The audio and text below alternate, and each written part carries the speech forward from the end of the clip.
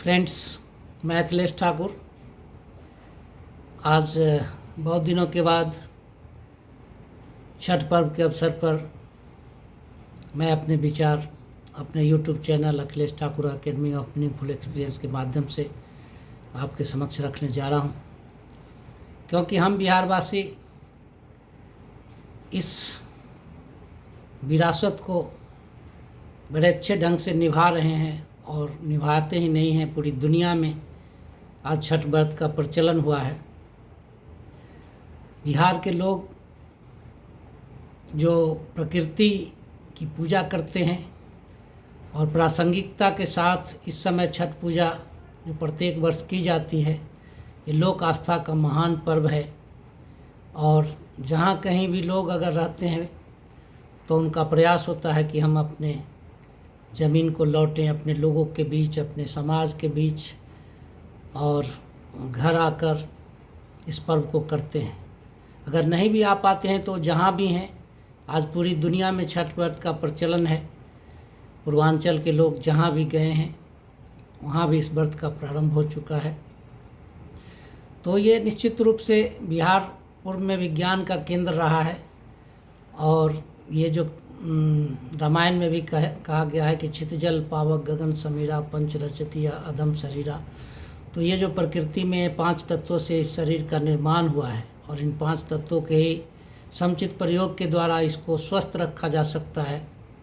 ये स्वास्थ्य के साथ साथ सांस्कृतिक विरासत के भी संरक्षण का पर्व है। साथ ही साथ ये साम्य स्थापित करने, सामाजिक समता स्थापित करने का पर्व है। इसमें सभी किसी भी तरह का जाति धर्म का भेद नहीं रहता, सभी लोग इस पर्व को करते हैं। और जलाशय में जाकर करते हैं। और सबसे बड़ी बात है कि सूरज की आराधना हर जगह, उगते सूरज की पूजा लोग सुनते हैं, लेकिन अस्त होते हुए सूरज की पूजा इस छठ पूजा में ही की जाती है। और 4 दिनों तक चलने वाला यह एक साधना है जिसको महिलाएं विशेष रूप से करती है, पुरुष भी इसमें शामिल होते हैं। और बहुत तरह की मान्यताएं हैं, कामनाएं हैं जो पूरी होती है इस साधना को करने से। और इसमें सामाजिक समता का भाव छुपा हुआ है। इसमें कोई पंडित पुरोहित नहीं होते हैं और कोई विशेष प्रसाद नहीं होता है। सभी चीज़ें हमारे खेतों से उपजी हुई हर चीज़ इसके प्रसाद के रूप में शामिल होती है। और यह इसमें एक बहुत बड़ा दर्शन भी छुपा हुआ है।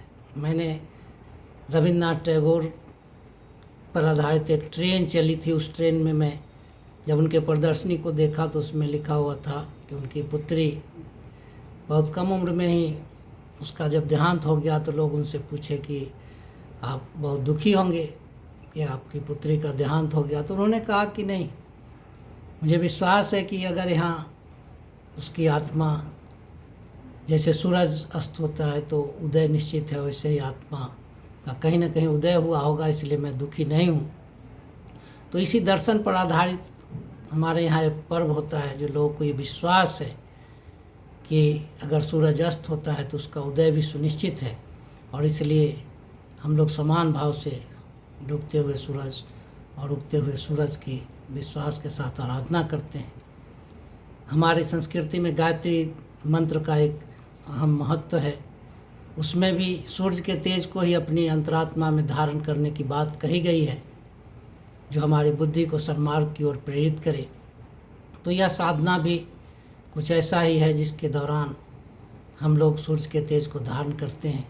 आप देख रहे होंगे मेरे पार्श्व में भी वो सूर्य का 7 घोड़ा और सूर्य के तेज का प्रतिनिधित्व करता है। और वो तेज ही हमारे बुद्धि को सन्मार्ग की ओर प्रेरित करती है।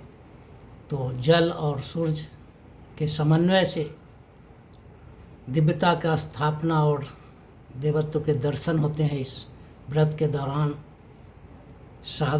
बहुत सारे साधक घाट तक दंड बैठक करते हुए भी जाते हैं। विभिन्न तरहों से लोग अपनी साधना और आराधना को करते हैं और इस दर्शन के साथ करते हैं, सामाजिक समरसता को स्थापित करते हैं। तो इस छठ पर्व के साथ बहुत बड़ा दर्शन, संस्कृति, प्रकृति, सारी चीज़ों का समन्वय है और सामाजिक सद्भाव है और पूरी दुनिया में इसका विस्तार हो चुका है। और ये हमारे बिहार वासियों के लिए गौरव का पर्व है जो 4 दिनों में पूरा होता है और इसमें हम सभी लोग शामिल होते हैं, बहुत ही आनंद की अनुभूति करते हैं और बिछड़े हुए लोग भी साल में एक बार अवश्य इस बहाने मिलते हैं। तो आप सबों को बहुत बहुत इस पर्व की बधाई और एक बार धन्यवाद के साथ मैं अपने वाणी को विराम देता हूँ।